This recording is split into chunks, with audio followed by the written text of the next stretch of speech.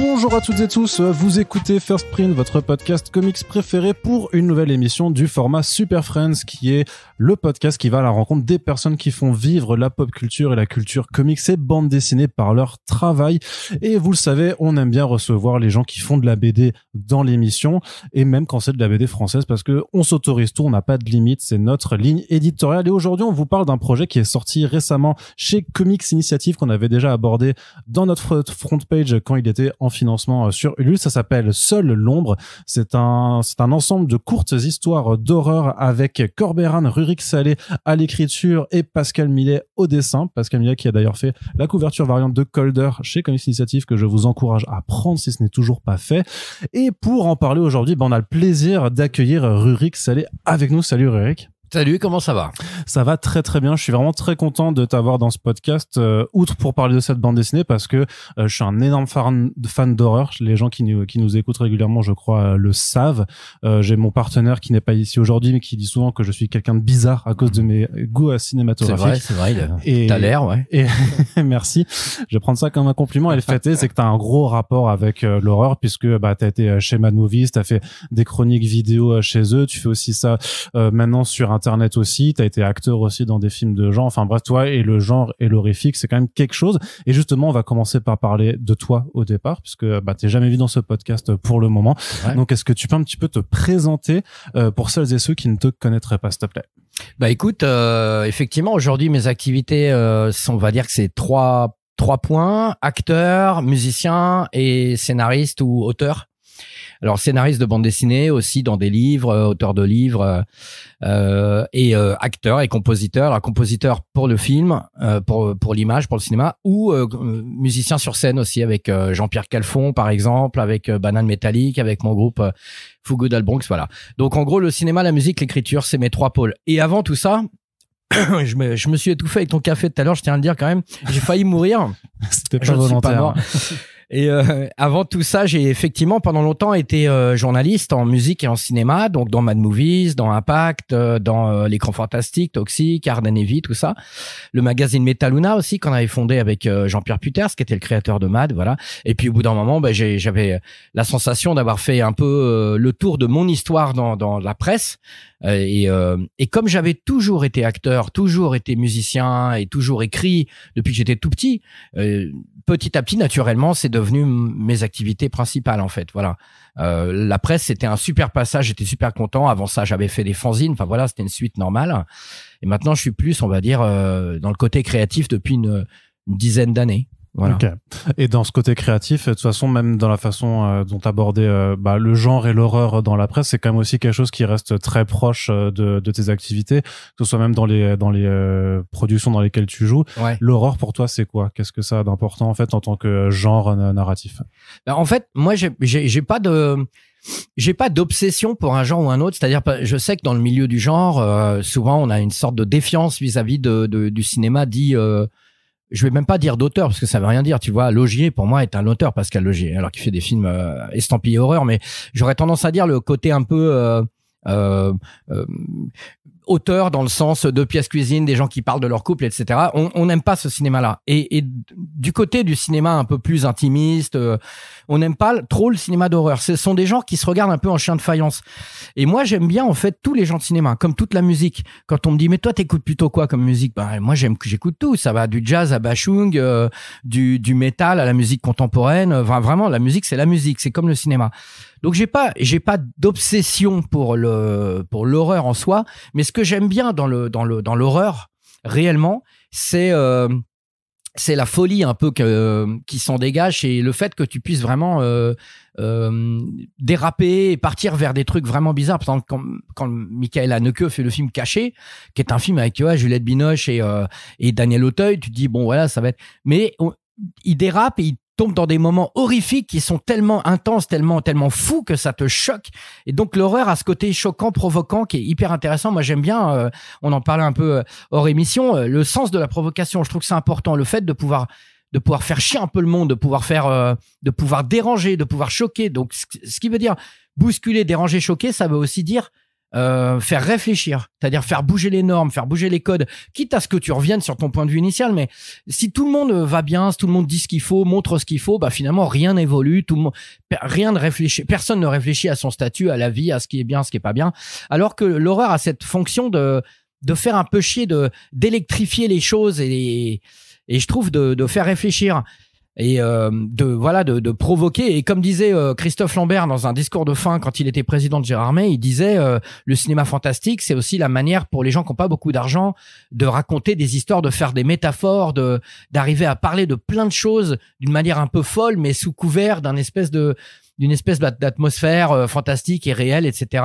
C'est aussi l'occasion le fantastique et l'horreur d'aborder des thèmes de la vie, mais pas de les aborder frontalement. Tu te rends compte quand on t'en a parlé alors que t'as regardé autre chose.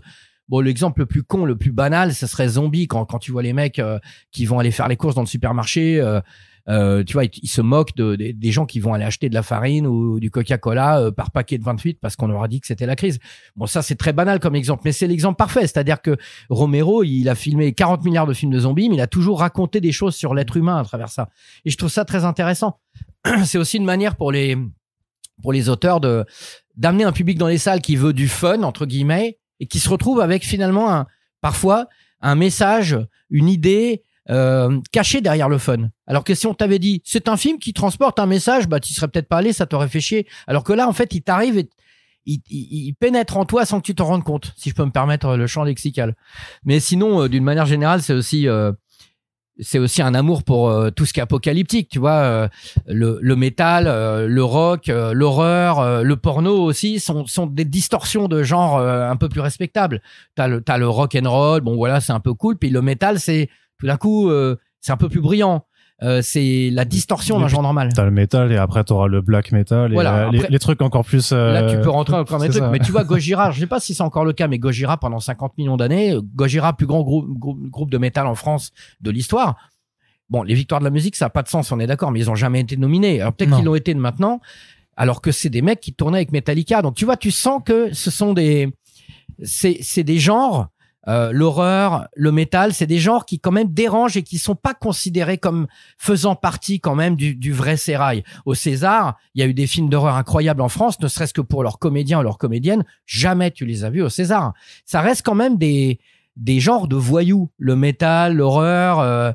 Un jour, Lelouch avait dit, je crois, il avait dit, moi aujourd'hui j'ai assez de métiers pour pouvoir faire un film fantastique ou un porno. Tu vois, il avait dit ça comme ça, l'air de dire, c'est donné à tout le monde, tu vois. Moi, je pense pas qu'il en ait assez de métiers pour faire ça. Je pense à Chabrol, qui est l'un de mes réalisateurs préférés. Il a fait un film fantastique qui s'appelle Alice ou la dernière fugue. Et ben, franchement, j'adore Chabrol, hein, mais il est raté son film. Parce qu'en fait, il sait pas faire. L'affiche est vraiment très belle. Il y a Dussolier dans ce film-là, Sylvia Christel. Mais je crois qu'il y a Charles Vanel aussi. Et il est pas bien son film. Parce que on a l'impression comme ça que l'horreur, c'est donné à tout le monde. Il suffit de mettre un peu de sang, mais c'est pas du tout vrai. C'est très dur à faire. Bon, là, je parle dans plein de sens, mais, ouais, mais bien sûr, mais c'est motivant ce que tu me dis. Mais je te cadrais parce que justement, j'allais dire que même dans le registre horrifique, parce qu'on parle un peu d'horreur avant de parler de la BD, mais qu'il y a quand même différents types aussi d'horreur, justement, par opposition, tu citais Pascal Logier, mais un Martyr ou même un Hérédité de Ari Aster n'a pas grand chose à voir, par exemple, avec des films d'horreur beaucoup plus mainstream, style Train Fantôme à la Insidious ou The Conjuring, tu vois. Et autant, moi, je veux bien, dans Hérédité et dans Martyr, je vois clairement les thématiques sur notamment des histoires de famille ou de quêtes spirituelles. Autant dans Conjuring, à part l'effet Train Fantôme, t'as moins, disons que le message, il est pas forcément aussi évident. Donc, est-ce que tu vois quand même aussi cette distinction dans les différents types d'horreur qui existent? Comme de la même façon, dans le métal, tu peux avoir des groupes qui disent des choses super engagées dans leurs paroles et d'autres qui vont juste parler d'alcool et de meufs. Ouais, mais bien sûr. Non, mais t'as complètement raison. Même un mec comme Aja, que je trouve qu'il a énormément de talent, c'est un mec qui fait des films qui restent avant tout des spectacles. Piranha 3D, par exemple, quand j'étais dans MAD, moi, je l'avais mis en film de l'année. D'ailleurs, je me souviens que Cédric, mon copain, Cédric Delelay, il m'avait dit, putain, mais tu peux pas mettre ce film en premier numéro 1 de film de l'année. Je dis, mais si, parce que c'est un film qui te vend une histoire où les piranhas vont faire chier tout le monde, des conneries, des meufs à poil, et en plus c'est très bien filmé. Il y a des ballets qui sont carrément de l'ordre de la sensualité extraordinaire. Sous l'eau, là. Et le film t'offre exactement ce qu'il t'a promis, et c'est bien fait, et c'était un vrai spectacle. Mais pour moi, il y a la différence entre un artiste et un artisan. parfois tu peux être un peu les deux, mais il y a des gens qui sont des super artisans, qui font des super spectacles, qui fonctionnent, tu prends du plaisir. Et puis tu as des gens qui sont peut-être plus proches du côté artistique des choses, c'est-à-dire qu'ils ont des obsessions, des thèmes qui parfois même eux sont... Par exemple, moi je pense, pour avoir vu tous les films de Pascal Logier, je vois les thèmes qui sont les mêmes dans les 4. Tu vois, tu sens qu'il a des obsessions, quoi. Et c'est ça que je trouve formidable. Si on lui donne de la thune pour aller faire un film dans un pays anglo-saxon où ici il tourne à Aubervilliers, ce sera un film de Pascal Logier et tu le vois. Il va rajouter des trucs qui l'obsèdent. Et pour moi, ça, c'est un auteur. Mais effectivement, il y a les deux. Aux États-Unis, il y a quand même énormément de films qui sont des films de série qui sont faits là pour faire de l'argent. Bon, voilà, les États-Unis, ils ont une obsession sur l'argent. C'est leur truc. Ils sont sur leur, voilà, ça les dérange pas de faire 60 suites du truc. Là, il y a encore Insidious qui sort. Il y a des gens qui disaient, j'étais même pas au courant qu'il y en avait un, quoi. Et Patrick Wilson, il est dans tous les films, tous les spin-offs, etc. Bon, tu sens qu'au bout d'un moment, les mecs, ils tirent sur la corde parce que ça rapporte des ronds, ils y vont. Voilà, c'est deux types de trucs. Tu peux faire des choses sans autre ambition que de donner un spectacle rigolo, et puis tu peux faire des choses en disant non, mais moi j'ai une vision, il faut que ça parle de ça parce que c'est comme ça. J'avais un ami, Philippe Sedbon, qui a scénarisé 2 séries avec Alain Delon dans les années 90, donc Franck Riva et Fabio Montal. Et il est marrant, Philippe, il me disait que Delon, c'était un gars qui avait besoin de raccrocher les noms des personnages et les faits à des parties de sa vie personnelle. Tu disais, non, ce nom-là, c'est bien parce que ça me rappelle un ami. OK. Tu vois, c'est marrant, les gens qui ont des obsessions. Moi, je trouve ça fascinant. C'est pas juste un gars qui voulait faire un produit. Il avait besoin de s'identifier au truc, quoi. Et moi, je trouve ça touchant. Voilà. Alors, pour parler un petit peu de Seul l'ombre, donc il y a un projet de bande dessinée. Donc, tu as dit que tu étais déjà auteur de toute façon avant, mais la bande dessinée, c'est quand même un médium particulier, notamment sur les questions d'écriture, mais aussi sur ce que ça permet de véhiculer en termes d'image, parce que on va dire, tu contrôles moins ce que tu fais. En tout cas, tu contrôles moins la façon dont le lecteur va appréhender en fait ta bande dessinée par rapport à un film où là, il est obligé de suivre ce que tu déroules. Qu'est-ce que ça apporte pour toi, la BD? Pourquoi tu as voulu faire une bande dessinée? Alors, je voulais juste dire tout à l'heure, j'ai dit mon ami Philippe. J'avais un ami, Philippe Sedbon, mais Philippe, c'est toujours mon ami. Il est toujours avec nous. Hein. Okay. Voilà, bonjour Philippe d'ailleurs. Il a réalisé Mr. Frost, incroyable film où Jeff Goldblum joue le diable. Et je peux t'assurer que c'est pas rien. C'est un ovni français, Mr. Frost, formidable. Okay. Voilà. Qu'est-ce que ça apporte? Alors déjà, cette BD, elle existe parce que avec une rencontre. La rencontre avec Corbeyran. Corbeyran, qui est vraiment aujourd'hui un très grand ami. Et quand on s'est rencontrés, il avait aucune idée de ce que moi j'avais pu faire avant. Et j'avais aucune idée du fait qu'il était l'un des plus grands et les plus prolifiques scénaristes de bande dessinée aujourd'hui. Moi, je connais très mal la bande dessinée. Il faut le savoir déjà. Hein. Je suis pas du tout un spécialiste. Et on s'est rencontrés et ça a été une histoire d'amitié. On s'est rencontrés chez au vendange du domaine Cassard, près de Bordeaux. Voilà, on était là et on est devenus potes, mais tout seul. Et en fait, à un moment, on a eu envie de travailler ensemble et il m'a dit, est-ce que t'aurais pas, je crois que c'est ça, il m'a dit, est-ce que t'aurais pas des histoires, quelque chose qui traîne et tout. Et moi, j'avais déjà un petit paquet d'histoires un peu terrifiantes, comme ça, un peu des petites anthologies, des petites histoires, des petites historiettes, comme tu disais tout à l'heure.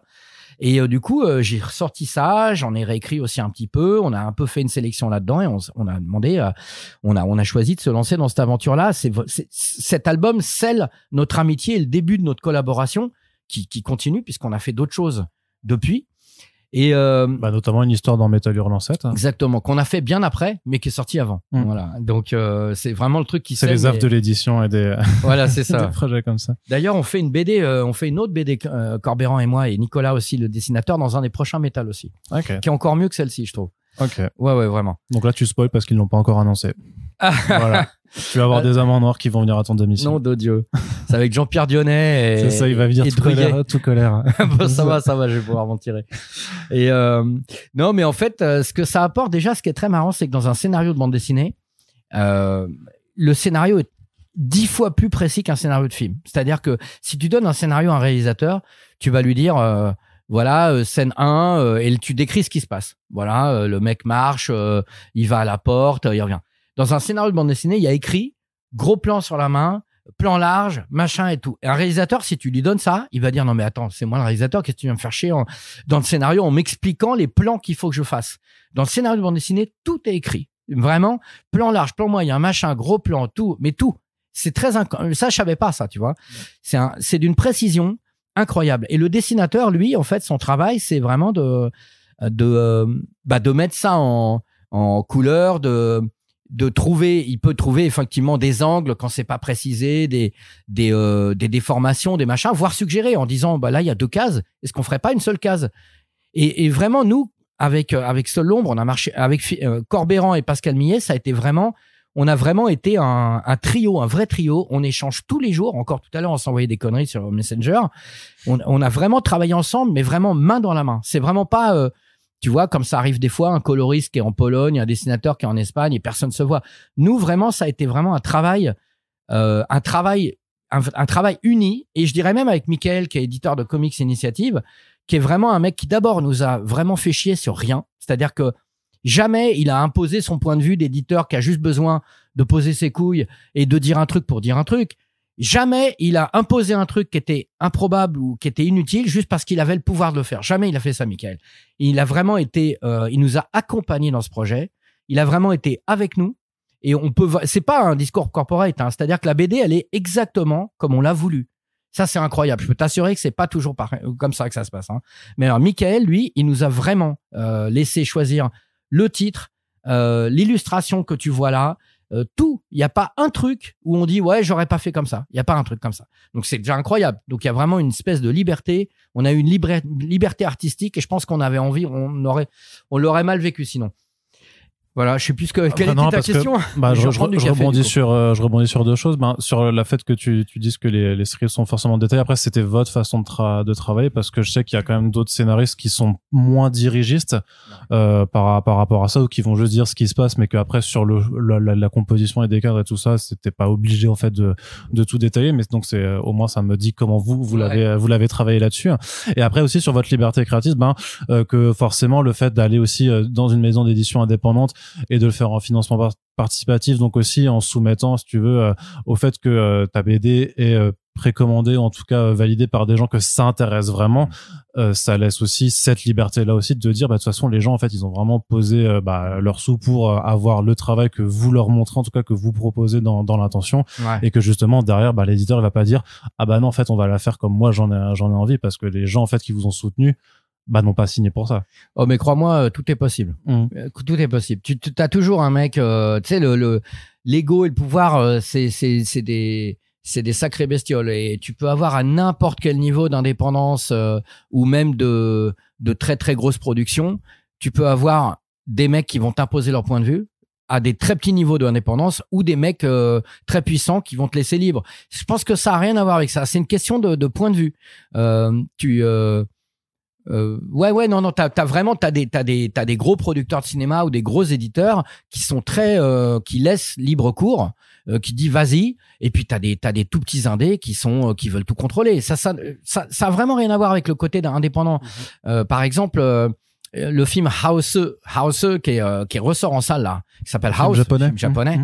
Donc, alors, faut savoir que les bouquins que j'édite par ailleurs chez Distorsion, le maquettiste des bouquins, c'est celui qui a fait l'affiche de House. Et tu vois, moi, j'avais regardé parce que pour moi, c'est un film culte. Et le producteur, je crois que c'était la Toei ou Toho, enfin, l'équivalent de la Gaumont japonaise qui a produit ce film-là. Je sais plus comment il s'appelle. Vraiment très, très grosse boîte, hein. C'est pas produit par des Indés, hein. Et, le mec était tombé sur le scénario du film. Et, il avait dit à l'époque, le producteur, il avait dit, écoutez, je comprends rien à ce scénario, mais je crois que c'est une bonne chose. Et en gros, il l'a laissé faire avec un peu de sous. Il l'a laissé faire le film barré qu'il voulait faire. Donc, tu vois, les mecs, ils sont puissants. Ils peuvent dire oui ou non. Et tout le monde les écoute, surtout au Japon, hein, parce que la hiérarchie, ça compte. Tu sais, j'habitais là-bas, moi, pendant un moment. Et t'as quand même même entre petits frères et grands frères, t'as déjà un truc de hiérarchie. Donc, le mec aurait dit, on va faire comme ça. Ça aurait été dur de dire autrement. Mais le producteur a laissé le réalisateur faire ce qu'il voulait. À ce niveau-là de méga boîte de production. Donc, c'est vraiment une question de personnalité.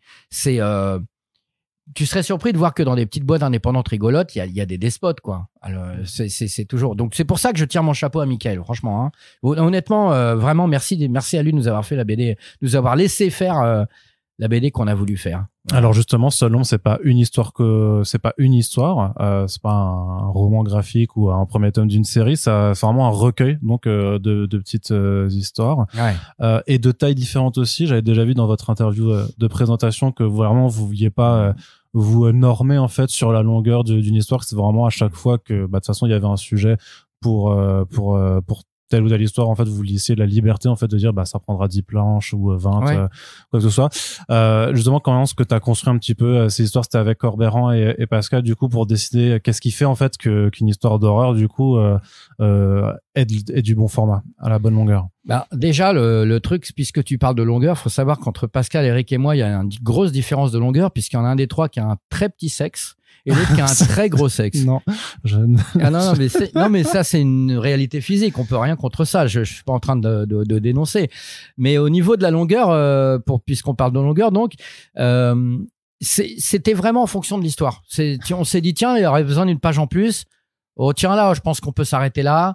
Là ça mériterait, tu vois, il y avait des trucs, par exemple au bout d'un moment Corberan et Pascal et moi on s'est dit tiens, ce serait quand même bien d'avoir une pleine page par histoire, une page choc qui soit pas forcément d'ailleurs l'image de fin. On a repris un peu ce principe dans Métal Hurlant, il y a une pleine page comme ça qui n'est pas la page de fin, tu vois, on s'est dit quel est le truc qu'on aimerait voir en pleine page, voire même dans Seul l'ombre, il y a carrément des fois ça prend 2 pages. Ça, c'est un truc. Alors, tu vois, à partir du moment où tu décides ça, 2 pages, boum, ta BD, elle prend X pages en plus. En fait, on s'est vraiment adapté à chaque histoire. Qu'est-ce qui serait mieux? Il y avait aussi une question de gauche-droite, où est-ce que la BD finit, mais voilà, on s'est pas fixé de normes du tout. C'est vrai. Ouais. Et parce que tu disais que t'étais pas non plus un grand spécialiste de bande dessinée, parce que la splash page, vraiment, c'est quand même un truc très ricain, en fait. Parce que nous, du coup, sur First Print, on est vraiment très, très comics et tout ça. Donc, je veux dire, c'était pas, je sais que Pascal, a beaucoup d'influence américaine. Je voulais te demander si toi, c'était un petit peu le cas aussi. C'était quelque chose que t'avais repris de là. Ouais. Alors, j'avais pas repris ça de là, parce que moi, j'aime beaucoup vraiment toutes les cultures. J'ai absolument pas cette obsession américaine, parce que, tu vois, je suis bilingue, j'ai énormément voyagé, etc. Mais j'ai pas ce fantasme pour les États-Unis. D'abord, je pense que c'est un pays d'idiots. Je suis désolé, mais je pense qu'il y a des gens formidables aux États-Unis, mais d'une manière générale, quand même, voilà, c'est un petit peu compliqué. Sur la côte est, il y a beaucoup de gens incroyables. D'ailleurs, on va dire les intellos les plus européens, surtout sur la côte est, les Willem Dafoe, Ethan Hawke, Scorsese, tu vois, tout ça. Même le rap, Beastie Boys. Et je trouve que tout est un peu plus fin sur la côte est. Le guitariste de Testament, je crois qu'il est sur la côte est aussi. Mais moi, je suis pas obsédé par les États-Unis, parce qu'ils ont cette espèce d'arrogance de penser à chaque fois qu'ils sont les plus forts, les meilleurs, les trucs. Mais nous, en fait, il faut aussi qu'on soit. Mais ils ont des choses formidables. Attention, comme tous les pays. Et il faut aussi, nous en France, qu'on soit persuadés d'avoir des choses à dire. Tu vois, en Asie, en Italie, je dis bien en Asie d'une manière générale, au Japon en particulier, à Hong Kong aussi, en Italie, en Allemagne, en Angleterre, en France, enfin, il y a des choses formidables partout. Et cette obsession pour les États-Unis qui écrase un peu tout le temps, moi ça m'énerve un peu. Culturellement parlant, surtout. Culturellement parlant. Ce qu'on appelle le soft power, tu vois. Et c'est pour ça qu'on a fait des livres, c'est pas pour en parler forcément, mais avec ma structure Distorsion, on a fait des bouquins qui s'appellent Le cinéma français, c'est de la merde. On en fait, le 5e sort bientôt, parce que on tourne cette phrase en dérision pour en fait mettre en avant des films français incroyables. Parce que en fait, il y a une espèce de défiance envers tout ce qui est français. D'une manière générale, c'est français, c'est un peu nul, le rock français, les films français, la bande dessinée française, ça me fait chier. Mais moi, au contraire, j'ai envie de lutter pour montrer que c'est pas vrai. Et c'est marrant, parce que tu parles d'influence américaine, bien sûr qu'il y en a dans Seul l'ombre. D'ailleurs, dans les noms remerciés à la fin, il y a beaucoup d'Américains, on peut en parler. Mais au départ, je crois que Eric Corberan, il avait spontanément commencé à écrire certaines histoires dans des petits villages aux États-Unis, et tout de suite, on a dit non, justement. L'idée, c'est que ça se passe en France. Ça va être vachement plus intéressant que de faire des Français qui fantasment sur le Texas. Je dis, mais qu'est-ce qu'on en a à foutre du Texas? On n'y est pas. Mettons en avant les bizarreries françaises. C'est vachement plus dur. C'est un vrai défi. Et justement, Seul l'ombre, toutes les BD se passent en France. Et je trouvais ça intéressant pour que toi, moi, le voisin d'en face, puisse se dire, putain, ça pourrait être moi ce personnage. Tu vois, pour que ça soit cool, pour que ça soit bandant, pour que ça soit excitant, il n'y a pas besoin que les mecs ils soient sur la route 66 ou qu'ils soient à Los Angeles. Je voulais rendre la France flippante, la France excitante, la France terrifiante. Moi, je trouvais que c'était un vrai défi, même si, comme tu dis, les influences, c'est effectivement la 4e dimension, Tales from the Crypt, toutes les bandes dessinées de ces années 60, Weird Science, tout ça. C'est des choses qui m'ont énormément marqué parce que j'adorais le fait de raconter en 5 pages une histoire absolument incroyable avec un twist de ouf. Ça, c'est vrai que ça m'a... La 4e dimension, ça m'a fasciné. Rod Serling, il avait pas des masses de thunes et des masses d'effets. Et le mec, en 20 minutes, au départ, c'était plutôt 20 minutes, il arrivait à te retourner, à te trouver des histoires qui étaient extraordinaires. Enfin, à chaque fois, je disais, oh la vache, c'est génial, quoi. Et d'ailleurs, j'ai mon pote Pascal Chinde, qui est un réalisateur et qui sort une BD chez Ankama bientôt aussi, qui lui a vu la BD qu'on a fait dans Metal. Il a dit, ouais, ça me fait penser à Richard Matheson, qui est donc un mec qui écrivait beaucoup pour la 4e dimension à l'époque. Ça m'a vachement touché. Mais c'est vrai que j'aime bien cette manière d'arriver à prendre une petite histoire, de pas en faire trop avec cette histoire et d'aller au bout de cette histoire-là. Je trouve ça bien, moi. J'aime pas les films de 2h30, à moins qu'on ait vraiment quelque chose à dire, comme peut-être certains Tarantino, comme Sergio Leone. Mais sinon, j'ai vu des films de samouraï comme Tué de Kenji Mitsumi qui dure des années 60. Il dure 1h15. Le film est incroyable. Il y a pas, et pourtant c'est japonais, hein, c'est-à-dire que ça prend son temps, hein. Mais je préfère quelque chose qui est ramassé, qui va vite, qui est incroyable, qui donne un impact formidable, que quelque chose qui s'étire et qui est relou et tu te dis putain, ça serait bien que ça s'arrête, quoi. Voilà. Donc c'est là aussi qu'il y a cette volonté alors de pas faire une seule histoire dans laquelle tu aurais pu mettre plusieurs éléments, parce que tu as quand même des éléments qui ont l'air de se répondre d'une histoire à l'autre, et ça me permet juste de passer à la thématique quand même. Donc Seule l'ombre, où vraiment la thématique c'est ça, c'est l'ombre, elle nous guette tous à n'importe quel moment. Je veux dire que là, sur ce balcon ensoleillé, il y a de l'ombre. Alors ce balcon ne fait pas très peur, mais disons que la nuit ça pourrait être plus inquiétant déjà. Mais c'est ça, mais c'est parce que tu disais que t'avais pas d'obsession forcément, mais un petit peu quand même, t'as peur du noir, non? Ah non, mais moi j'en ai des obsessions, hein. J'en ai des obsessions, j'en ai. Pour les États-Unis, j'en ai pas, mais même si j'adore ce pays, mais si, moi j'ai des obsessions. Il y a des tas d'histoires. Alors j'ai pas peur du noir particulièrement, mais c'est possible que quand même un peu. Mais dans cette BD là, il y a énormément de choses qui sont personnelles que j'ai mises moi, dont je me suis pas rendu compte, ou que Eric, parce qu'il est très observateur, Corbéran, il a, en discutant, quand on a développé les scénarios ensemble, il a rajouté des trucs de moi que je lui avais dit. Et il y a des personnages qui ont le nom d'autres de mes prénoms ou des trucs. Il y a quand même beaucoup de choses personnelles dans ce truc-là. Beaucoup de choses personnelles, beaucoup de paranoïa, ou même des choses inspirées de choses que j'ai vécues. Alors c'est une BD qu'on a vraiment faite à 3, mais c'est vrai que comme j'ai écrit les histoires de base, même si on les a développées ensuite ensemble, hein, il y a quand même beaucoup de choses qui sont à moi. Moi, je trouve ça bien de mettre des choses à soi. Est-ce que tu as un exemple, du coup? Tu t'es fait bolos par une nana que t'as appris en stop, t'as été enfermé dans une... Alors j'ai pas mon permis déjà, donc ouais, c'est réglé. On t'a jeté dans un trou de chantier, ou à un moment tu t'es perdu dans le métro, parce que du coup c'est des références, vous l'aurez compris, à différents contextes en fait, des histoires qui se passent parfois dans des environnements, justement parce que c'est parfois dans des environnements ruraux, ou même dans la nature, où clairement t'as un contexte toujours de effectivement t'es tout seul paumé, ça peut faire peur, mais sinon oui, on peut être aussi en plein Paris, donc au détour d'un chantier de quartier, ou dans une ligne de métro. Donc, est-ce que tu as un exemple, par exemple, de trucs un peu personnels, justement, que t'as insufflé dans l'une de ces histoires? Bah écoute, ouais, il y en a 2-3 pour aller très vite. Il y a une histoire avec un mec qui aime beaucoup les chiens et dont le personnage principal porte le nom d'un de mes prénoms, justement. Et ça, c'est Eric qui l'a rajouté, hein. Il s'appelait pas comme ça au départ. Et enfin, je crois pas en tout cas. Et moi, j'adore les chiens, c'est ma passion. Et le chien, il y a un chien, on voit un chien un moment dedans. Alors, dans l'édition collector, on le voit, il a le modèle de référence visuelle, c'était mon chien, qui maintenant n'est plus là, mais qui a vécu longtemps et qui est encore plus flippant que le chien de la BD, hein. Il y a vraiment, dans l'édition collector, vous avez la photo de mon chien, sans retouche, et je te jure, il a une tête de démon. Ça a été la référence, c'était un hommage à mon chien César, qui était vraiment mon grand ami, qui a vécu 19 ans quand même, donc ça, c'est une partie de vie non négligeable. Et là vraiment c'est le mec qui aime bien les chiens, et en plus il tombe face à un chien qui ressemble à mon chien, mais ça c'était mon truc. Mais il y a aussi des choses comme par exemple le mec qui raccompagne ses potes en bas de l'immeuble, et ses potes lui disent imagine tu rentres chez toi et pendant que tu nous as raccompagnés il y a quelqu'un qui est monté chez toi. Ben ça c'est exactement ce qui m'est arrivé. J'étais avec 3 potes à l'époque quand j'habitais Saint-Denis que je salue, Laurent, Alexandre et Antoine. Voilà. Et un jour, à chaque fois, je raccompagnais mes potes dans mon immeuble et je laissais la porte de mon appartement ouverte. Et quand je suis descendu, comme ça, ils m'ont dit, imagine, pendant qu'on est en bas, il y a un mec qui est rentré. Ça m'a terrifié parce que je me suis dit, mais putain, mais bien sûr qu'il y a peut-être quelqu'un qui attend l'étage du dessus et qui est chez moi. Donc voilà, c'est parti de cette histoire-là. C'est vraiment parti d'un truc que j'ai vécu. Et je me souviens, pour la petite anecdote, qu'à l'époque, j'étais allé au Japon fin 90, début 2000. J'avais ramené en VHS pirate, copié avec une espèce de protection, c'est-à-dire que l'image se brouillait toutes les 10 secondes, sans sous-titres. J'avais ramené Ring. Personne connaissait Ring en France à l'époque. Hein. En Occident, on n'en parlait pas encore. De Hideo Anataka. Ceux-là, voilà. Et on avait commencé à le regarder et c'était tellement horrible qu'on avait coupé le film.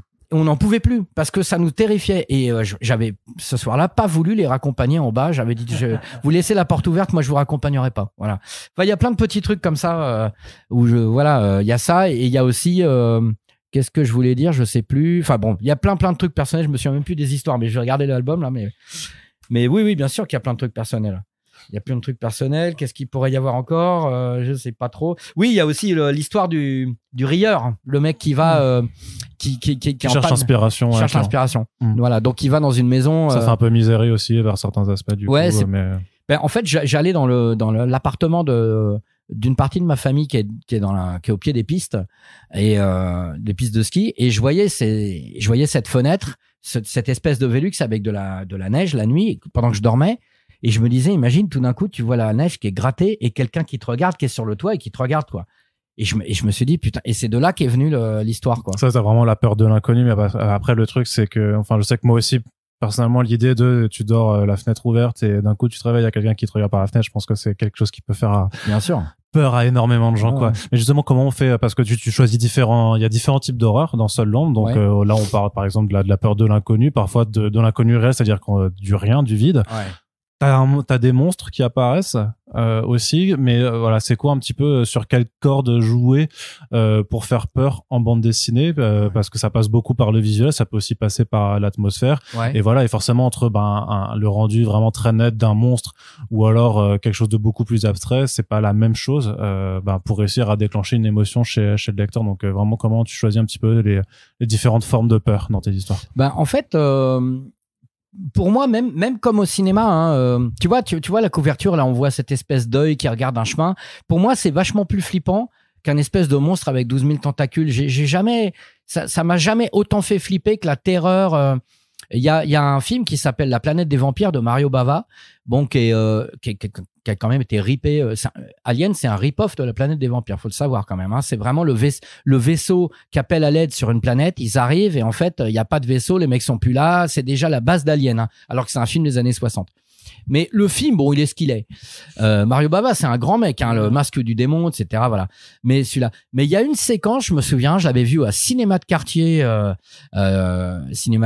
Jean-Pierre Dionnet qui présentait, donc Jean-Pierre Dionnet, créateur de Métal Hurlant. D'ailleurs, je salue, je l'ai pas lu, mais il y a mon copain Sylvain Perret qui vient de faire un livre sur l'histoire de Cinéma de Quartier en ce moment, si vous voulez jeter un coup d'œil. Et dans ce film-là, j'avais vu, à un moment, il y a une fille qui est dans sa cabine, dans un vaisseau, et elle dit Capitaine, c'est vous? Elle voit une ombre qui arrive, qui se reflète dans la porte, qui s'approche de la porte. Et tu vois quelqu'un qui clairement la regarde, mais tu le vois que l'ombre, et la personne repart, et tu sais pas si c'était le capitaine ou pas le capitaine. Et moi, ce genre de truc-là, ça me terrifie. Il y a une séquence dans Tintin au Tibet, tu vas trouver ça incroyable, mais pour moi, c'est vraiment un truc que je trouve hyper fin. C'est à un moment, je crois que c'est Tintin qui est en train de se balader dans la neige, il y a une tempête de ouf. Et il voit une ombre, il fait Capitaine, ah merde, il m'entend pas. Et tu comprends que c'est le Yeti. Ouais. Moi, je trouve ça incroyable. Parce que toi, lecteur, tu dis, c'est pas le capitaine. Après, c'est pas présenté de façon horrifique dans cette histoire. Non, mais moi, ça m'a fait flipper. Ouais. Et c'est ce genre de peur-là qui me font encore plus peur que certaines, effectivement, des histoires de Seul l'ombre où il y a une créature complètement folle. Mais je dirais que la créature complètement folle, elle est là pour le plaisir des yeux. C'est plutôt le mystère l'incompréhension de ce qui précède qui me touche plus. Par exemple, je me souviens plus, je crois que ça s'appelle Froide, le truc avec le mec qui perd son pote justement dans une tempête. Tu sens l'influence de Tintin au Tibet, tu vois. Et le fait que le mec perde le truc dans la tempête, qu'il voit quelque chose qui le poursuit mais qu'il n'arrive pas à identifier. Enfin, je mélange un peu deux histoires, mais moi je préfère ça que quand on te révèle l'histoire. Roger Corman, il disait des trucs comme ça. Je sais plus, c'était lui ou William Castle. Il disait le public, en fait, il flippe jusqu'au moment où on lui révèle le monstre. Et à ce moment-là, il flippe un peu moins. Ben moi, voilà, je préfère ce qui précède, en fait. Je préfère toujours la terreur. Tu vois, dans The Thing de Carpenter, qui est un film formidable, même les maquillages sont incroyables. Mais finalement, est-ce que les moments les plus flippants, c'est pas quand tu vois des gens de l'équipe et tu te dis qui est-ce que j'ai vraiment en face de moi? Est-ce que c'est le monstre qui a pris forme humaine ou est-ce que c'est vraiment un humain? Finalement, c'est encore plus terrifiant que quand tu vois la bête qui se révèle. C'est dans tous les films, tu sais, toute la vague de films aussi aujourd'hui de maisons hantées, en fait, style The Boogeyman encore qui vient de sortir tu l'as vu récemment. Ouais, c'est bien ça. Mais j'ai bien aimé. Ah ouais, t'as bien aimé. Parce que juste ou Smile, tu vois, c'est du coup je classe vraiment dans l'horreur un peu grand public, train fantôme, mais parce que en fait c'est souvent des films où effectivement t'as 2/3 en fait où c'est que des bruits de porte, des trucs où tu fais monter la tension, où tu vois jamais la chose, et généralement à la fin tu vois le monstre, il est moche, il est en CG, il est tout pété, et tu le butes, tu vois. Et en fait, sur Smile ou sur Boogeyman, déjà il y a un effort qui est fait vraiment sur juste la direction artistique de ces créatures, mais en plus il continue jusqu'à la fin à pas forcément vouloir te les montrer en champ, à toujours vouloir un petit peu le garder dans l'ombre. Et je trouve, voilà, donc dans l'ombre ça se rapporte au titre, mais où effectivement ça marche mieux en fait de garder quelque chose un petit peu caché. Après t'as quand même aussi, j'imagine, une envie artistique dans votre trio aussi de Pascal, qui a aussi envie de dessiner du gros strum bien dégueulasse de temps à autre, et pas de ne faire que du hors-champ en fait. Bien sûr. Non, mais il y a ça. Et d'ailleurs, c'était des moments très importants, puisqu'avec Pascal, à chaque fois qu'il y avait un moment, un truc à montrer, par exemple la fameuse bête dans la neige, on travaillait toujours énormément pour que ça ressemble à rien de connu. Tu vois, par exemple, la bête dans la neige, ça aurait pu être un Yeti, tel qu'on imagine un Yeti. Et à chaque fois, on essayait tous les trois d'aller vers un truc qu'on n'arrivait pas à identifier, en disant qu'est-ce qu'on n'aurait pas vu, qu'est-ce que ça pourrait être, qui ressemble pas vraiment à ce qu'on connaît. On essayait de pousser toujours le truc, et Pascal, il s'en est hyper bien tiré. Mais c'était vraiment un travail collaboratif, c'est-à-dire qu'on disait ouais, ça c'est pas mal, qu'est-ce que tu penses de ça? Puis Pascal, il revenait avec une idée, ouais, ça c'est cool. Tu vois, là, on est en train de travailler, Pascal, Eric et moi, sur un nouveau projet d'album, dont je vais rien dire parce que je suis un peu superstitieux. Mais c'est pareil, il y a des personnages qui sont des personnages qui évoquent quelque chose dans la tête des gens, mais on va faire en sorte, on est déjà en train de faire en sorte, qu'ils ne ressemblent à rien de la première image qu'on peut avoir en tête de ces personnages-là. Pour nous, c'était important dans Seul l'ombre. Là, effectivement, quand on est dans une histoire qui est très en délicatesse, qui est très dans un décalage de la réalité, il n'y a pas besoin de faire dans le graphique complètement fou. Mais dès qu'on arrivait dans des trucs graphiques un peu fous, on essayait de faire en sorte que ça soit surprenant. Moi, c'est vraiment un truc que je déteste, c'est les évidences, c'est les facilités. C'est genre, tu penses, je sais pas moi, tu penses à un, j'ai même pas d'idée là, tu penses à un barbare, tout de suite dans ta tête, t'as une espèce de mélange de Conan, de machin, tu imagines le barbare comme ça. Je me dis tout le temps, non, puisque c'est comme ça, comment est-ce qu'on pourrait le montrer pour que tout le monde dise, putain, j'ai jamais vu un barbare pareil. Moi, ça m'intéresse. Et les évidences, ça me fait chier, vraiment. Et le simple fait de Seul l'ombre, de le situer en France. L'évidence, c'était de faire un truc à l'américaine. Non. Voilà, j'aime bien prendre le contre-pied. L'exigence artistique, le fait d'essayer quelque chose, le fait de se mettre un défi, faire de la facilité, ça m'a toujours fait chier, vraiment. Je trouve ça, moi, ça me fait chier. Voilà, j'aime bien vraiment pousser le truc. Et je pense que il y a des gens qui ont dû dire comment ça, Seul l'ombre, ça se passe en France. Tu vois, peut-être qu'ils espéraient que ça soit en Alabama ou je sais pas quoi. Mais moi, je préfère que le truc se passe dans les Vosges, ou dans le métro parisien, ou les Ardennes, plutôt que l'Alabama. Je trouve ça hyper plus intéressant, quoi. Voilà, pour moi, c'est très important, ça. Même à Limoges, la nuit, je pense que c'est assez terrifiant, quand même. Ah, tu m'étonnes, hein. Limoges la nuit, ça, c'est Seul l'ombre, 2 points, Limoges la nuit. Voilà, c'est ça. Qui disant, mais non, tu sais, en mode vraiment, tu sais, une ville où tout se passe de façon bizarre, sauf que c'est à Limoges, parce qu'effectivement, ça peut être une ville où il se passe des trucs bizarres. Et désolé. Qu'est-ce que t'as contre Limoges exactement? C'est quoi ton histoire? C'est un running gag sur Limoges que j'ai depuis des années. Alors, je suis jamais allé, tu vois. C'est juste pour moi, c'est l'imaginaire Limoges, tu vois. Pour moi, ça évoque la France perdue, quoi. On peut parler de limoginaire, presque. Exactement, putain. Voilà, c'est un concept. Je le dépose. Merci. Vas-y. Aussi, alors c'est le point juste parce que moi j'ai j'ai repéré juste une répétition quand même entre deux histoires où grosso modo il y a un même mot, il y a le mot et. Non, pas du tout. C'est plus sur la thématique d'avoir quelqu'un qui va te prendre en traître en fait, et où on parle de bouffe à la fin grosso modo. Donc je sais pas si tu vois, disons qu'il y en a une avec le Yeti et l'autre c'est avec le chien justement, où tu as l'impression que t'as un peu le ressort.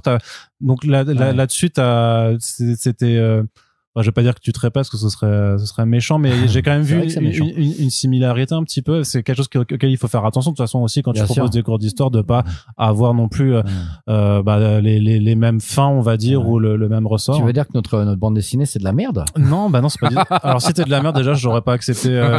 Quand Michael m'a dit que t'étais disponible, j'aurais fait non, écoute, j'ai pas. Non, si j'aime pas, je vais pas me faire chier. Pareil, je vais pas me faire chier en fait avec des gens dont j'aime pas le travail.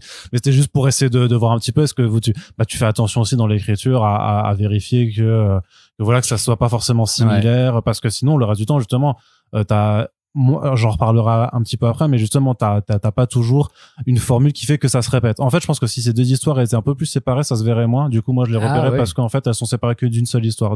Merde alors. Je me suis dit tiens, c'est un petit peu similaire, mais sur le reste, en fait je t'avoue que je crois que personne nous en a jamais parlé et aucun d'entre nous n'avons remarqué la similitude, mais je pense que parce que ce qui nous importait dans l'histoire du chien, le twist, c'est vraiment toute l'histoire.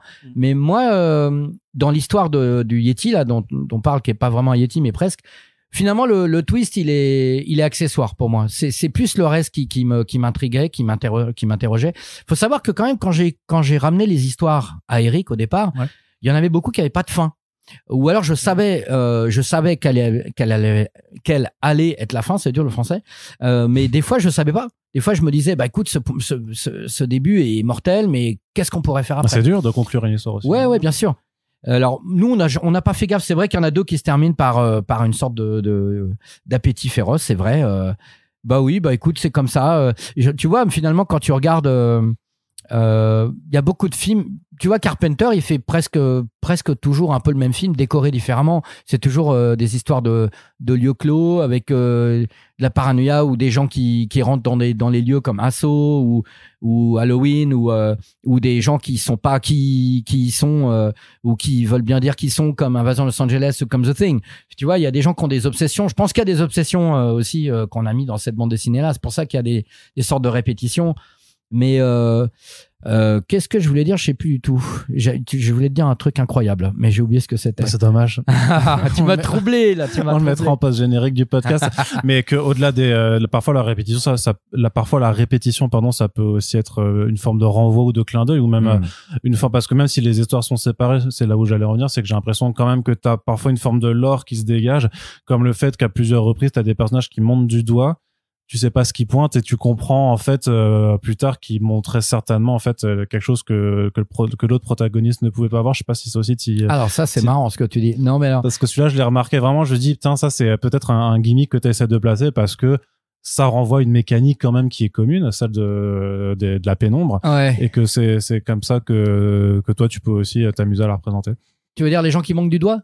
Ouais, il y a plusieurs passages, enfin il y en a 2 ou 3, hein, c'est pas non plus dans chaque histoire, mais où t'as un personnage qui montre quelque chose du doigt, et où clairement en termes de cinématographie tu verrais très bien l'autre qui se retourne, qui ne voit rien, et après avec le contre-champ toi tu verrais en tant que spectateur qu'il y a quelque chose derrière, et c'est un peu ce genre de mécanique, et qui quelque part aussi, ou alors c'est moi qui réfléchis trop à ce truc, de dire mais en fait c'est ça, c'est que certaines personnes peuvent voir ce qui se cache dans l'ombre quand toi t'en es complètement inconscient. En fait c'est marrant, c'est hyper rigolo parce que tout ce que tu dis, en fait j'en suis absolument pas conscient. Tu vois, à la fois les deux fins, pointe du doigt les trucs, mais en fait quand tu m'en parles, je m'en rends compte effectivement, mais je trouve que il y a même dans les films d'horreur japonais, il y a un peu ça, mais tu vois, quelqu'un qui monte du doigt quelque chose sans rien dire, finalement, c'est hyper terrifiant, parce que tu dis, qu'est-ce qui monte, qu'est-ce que ça veut dire, qu'est-ce que machin, c'est super flippant. Je me demande s'il n'y a pas un truc comme ça dans Prince des Ténèbres de Carpenter, quand il voit cette espèce de film bizarre, je me demande s'il n'y a pas quelqu'un qui monte du doigt à un moment, ou si c'est dans un film japonais, je sais plus. Mais par exemple, il y a un épisode d'une vieille série qui s'appelait Hammer House of Horrors, et la maison de tous les cauchemars en français. Et il y a un épisode qui s'appelait Les deux faces du démon, qui m'avait fait flipper, mais flipper. Il est vraiment incroyable. Tous les gens qui l'avaient vu à l'époque ont dit oh, c'est horrible. Et effectivement, dans cet épisode-là, qui se passe dans la campagne anglaise, donc là pour le coup, eux, ils ont toujours eu ça, mais ils acceptent leur décor anglais, campagnard. Tu vois, ils sont vraiment très, très anglais dans leur horreur. C'est ça que je veux dire. Et il y a un moment, un couple qui prend un type en stop, qui est dans un ciré, on voit pas son visage. Et le mec monte dans la voiture et montre effectivement du doigt la direction où il veut aller. Et en fait, avec son doigt, il finit par griffer le conducteur et ils ont un accident et ça part complètement ailleurs. Et le fait que le mec monte du doigt quelque chose, mais on sait pas quoi, on comprend pas, ça m'a terrifié. Et c'est resté scotché dans ma tête depuis que je suis enfant, quoi. Et donc, tu vois, je pense que cette histoire de gens qui montent du doigt, il y a quelque chose d'irréel, d'improbable qui m'a poursuivi toutes ces années. D'inconscient, ouais, en fait, juste d'inconscient que Bien tu sûr. reproduis parce que ça t'a fait flipper, donc en disant que ça. Là, tu vois, je suis en train d'enregistrer un nouveau morceau avec mon groupe Fougue d'Albronx en studio en ce moment. Oui, donc j'arrive pas à retrouver il y a un seul morceau disponible sur Internet. Il y a un Bandcamp où t'as un paquet de trucs. C'est un Bandcamp. Il y a un Bandcamp, faut mieux le référencer parce que c'est vrai qu'on le référence super mal. Mais dans le morceau là, on a mis des chœurs pour la première fois. Et pourquoi je t'en parle? Parce que ces chœurs là, ils ressemblent beaucoup à des chœurs qui me hantent depuis que j'ai 11 ans. Puisqu'il m'est arrivé à 11 ans d'avoir un truc un événement pas facile. Et à un moment, j'écoutais une chanson de Jacques Brel. Et j'entendais des chœurs qui sont pas dans la chanson, hein. Et je sais pas pourquoi je l'ai rajouté, des espèces de chœurs fantomatiques. C'est devenu comme une obsession de chœurs qui n'existent pas. Et je me suis rendu compte qu'en fait, je les ai mis quasiment dans le morceau qu'on est en train de faire. Donc, tu vois, moi, je trouve ça bien de savoir qu'il y a des bouts de toi dans ton histoire, dans ce que tu crées, dans ton histoire artistique, dans ce que tu crées, dans toutes les histoires de salon. Mais je pense qu'il y a encore plein de trucs très, très personnels dans cette BD dont je suis pas conscient et qu'un jour je vais ouvrir et je vais faire putain la vache, j'avais pas vu ça, tu vois. Mais je trouve ça bien, c'est de la spontanéité. Là, le but c'était vraiment pas de faire un truc personnel, mais par la force des choses ça l'est devenu. Mais le but c'était vraiment de montrer des petites histoires qui sont des petits décalages d'une réalité qu'on pourrait tous vivre, quoi, en fait, quoi. Comme cette meuf qui descend dans le métro, où tu vois, ça nous est arrivé à tous d'avoir le métro, la rame qui s'arrête entre deux stations et la lumière qui se coupe 2 secondes. Bon, bah voilà, c'est ce qui lui arrive à la meuf, sauf que pendant les 2 secondes, bam, elle est dans l'ombre. Donc, qu'est-ce qui va se passer après, quoi? Et moi, je voulais...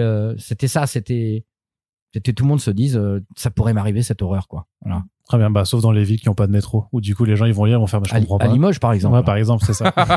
Ils vont se dire, mais je comprends pas cette histoire, c'est quoi, au final. On pourra pas se relier. Et alors, juste d'un point de vue un peu technique, ouais, comment vous travaillez à 3? Alors, donc c'est toi qui poses les histoires, c'est Eric qui découper ça peut-être alors en script et ensuite donc Pascal qui s'occupe du dessin et vous faisiez ça vraiment en trio. Mais alors c'est vous réunissiez IRL de temps en temps ou c'était quand même juste à distance? Est-ce que tu peux juste nous expliquer un peu le processus technique de réalisation? En fait, oui, on va dire c'est à peu près ce que tu as dit. C'est-à-dire qu'il y a eu moi j'avais un paquet de pitch que j'avais ramené à Eric, genre 18.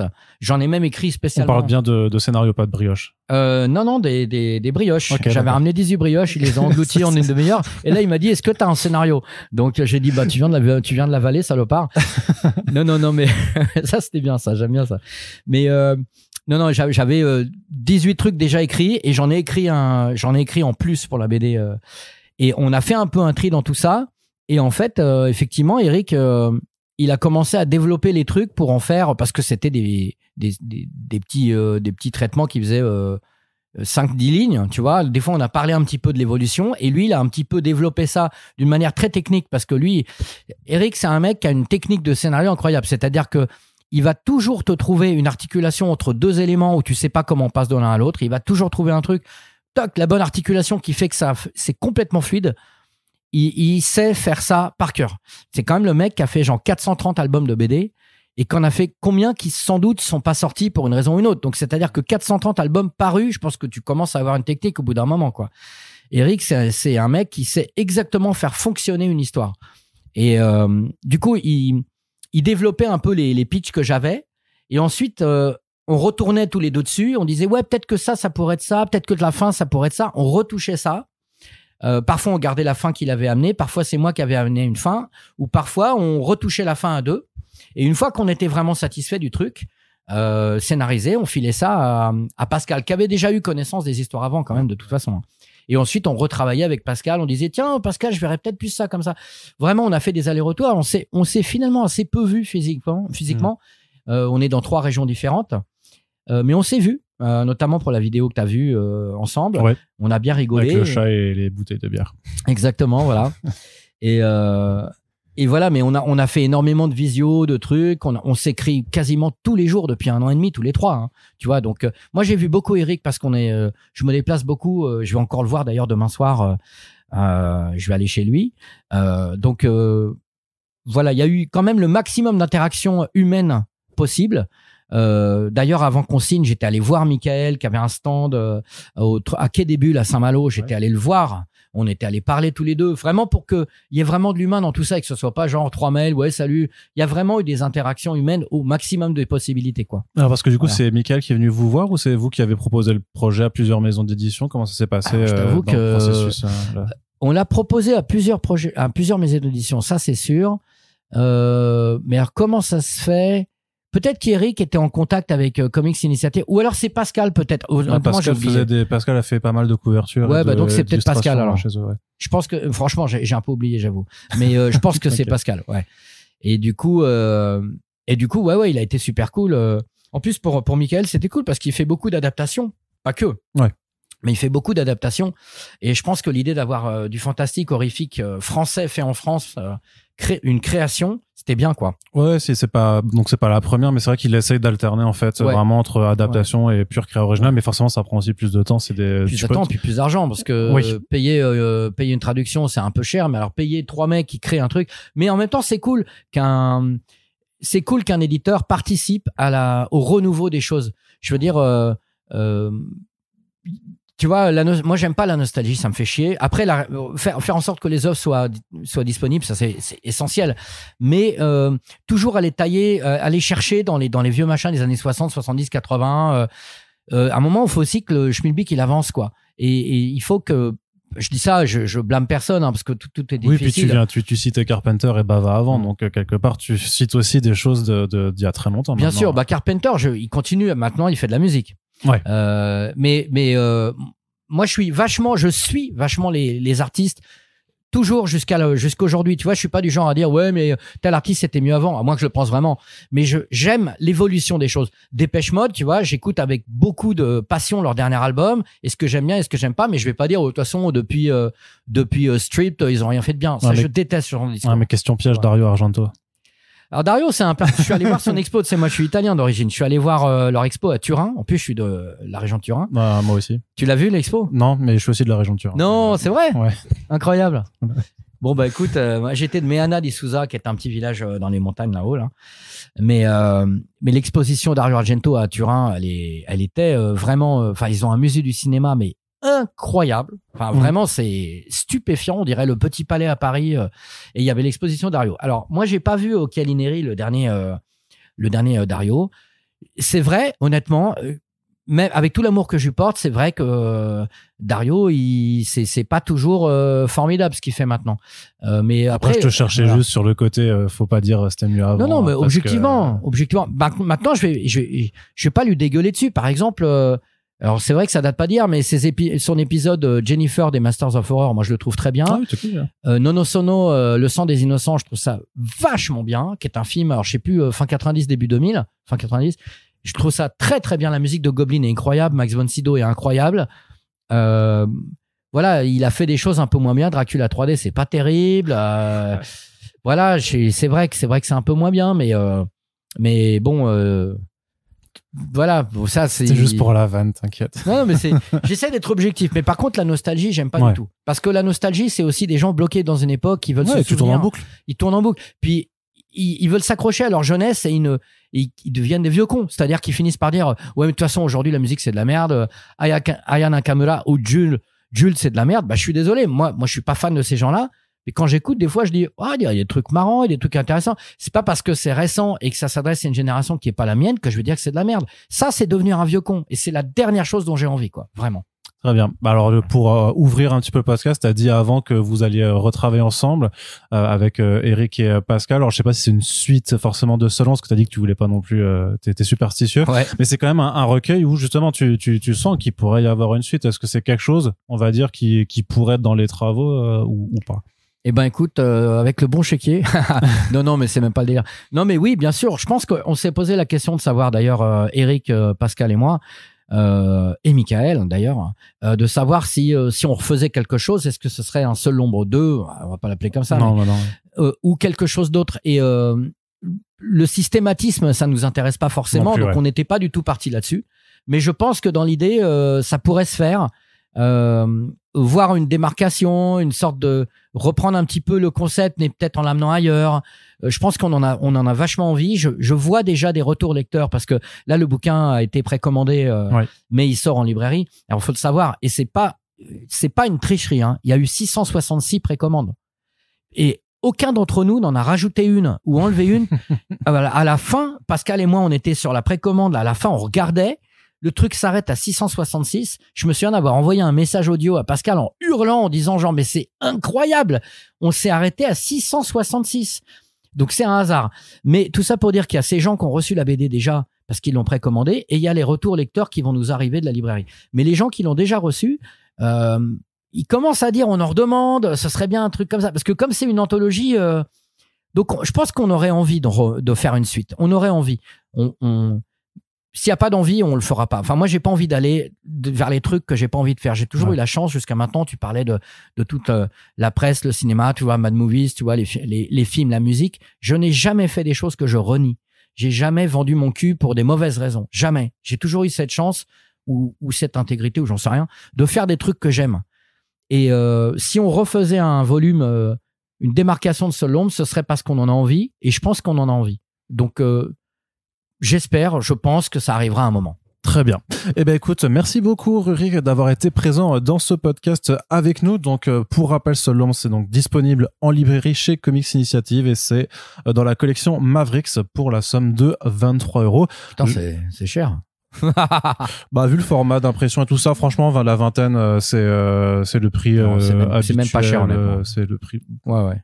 Ça pourrait être plus. J'ai vu des trucs. Oui, non, il y a des plus chers de toute façon. Ceux qui nous écoutent, ceux qui achètent du Panini savent que de toute façon c'est pas cher du coup par rapport au même ouvrage.